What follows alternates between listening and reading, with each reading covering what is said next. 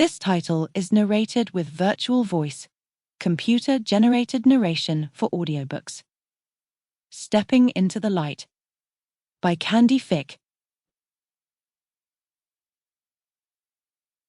Prologue.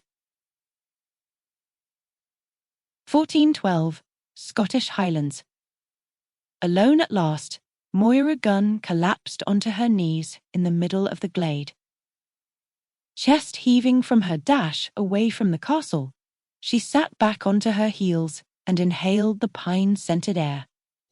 Today it might take more than her favorite hideaway to restore her peace. She dried her tears with the edge of the Gunn clan's woolen plaid draped around her slight frame, then studied her surroundings. Ears keen to a rustling in the nearby underbrush, Moira placed a hand over her throat where her breath lodged in fear. Her heart pounded as the peace around her shattered. A flash of red through the branches confirmed her worst fears moments before Devlin, the captain of Isla's personal guard, pushed through the undergrowth into the clearing. The laird's wife insisted on the unique shirt color as proof of their authority, but the deep hue made the ruffians easier to spot throughout the forested countryside and avoid in times of trouble. Until today. "Look who I found outside the castle gates," Devlin sneered at Moira from a stone's toss away. "Thought ye could sneak out, did ye?" Mayhap there was naught to fear but another tongue-lashing. Still, Moira eased from the grass to her feet, prepared to bluff her way out of the danger, prickling the back of her neck. Either that or run. Except even with scattered thickets and patches of brambles, the stretch of forest between the castle wall and the nearby ravine wouldna hide her for long. Devlin took a step closer. "Lady Isla sent ye to the kitchens for a reason. 'Twas punishment for ruining her gown as they broke their fast that morn. Except 'twasna her fault. Isla's spoiled son, Roan, had smeared the fruit tart onto Moira's skirt, then stood by with nary a word, though smirking, whilst Moira shouldered the blame. But I didna." Her voice trailed off with resignation. Her father's new wife never believed her, and lately she'd spent more time away from her family than with them. "Ye were sent to prepare the meal for your clan."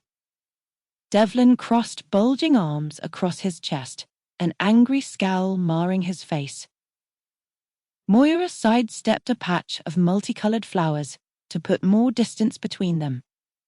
She might have been happy helping in the kitchens, but the cook had complained she was underfoot and didna belong there. Didna seem she belonged anywhere, especially by her father's side. A sob caught in her throat.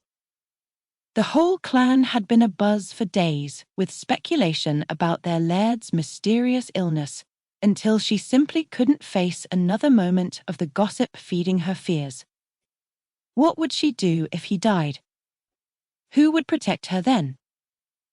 Members of their clan came to offer their herbal cures and pay their respects to their laird.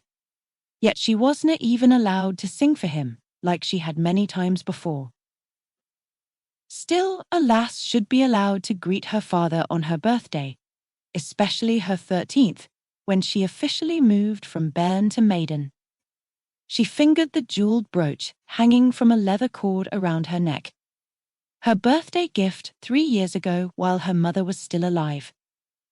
Today held no gifts, only a heavy cloud.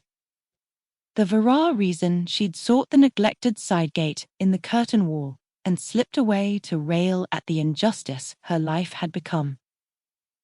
When Father Thomas returned from the Sinclair holding, she would ask him why good people died, and why God seemed so far away. A twig snapped in warning. Too late. Moira had gotten distracted by her musings and dropped her guard. In 3 quick steps, Devlin reached her side, and a hand snaked out to wrap around the plaited hair hanging down her back. "Don't you ken? It be dangerous for a lass to be alone in the woods." Panic To keep listening to this audiobook, I've left you a link in the description so you can do it, at no cost thanks to Audible's 30-day free trial.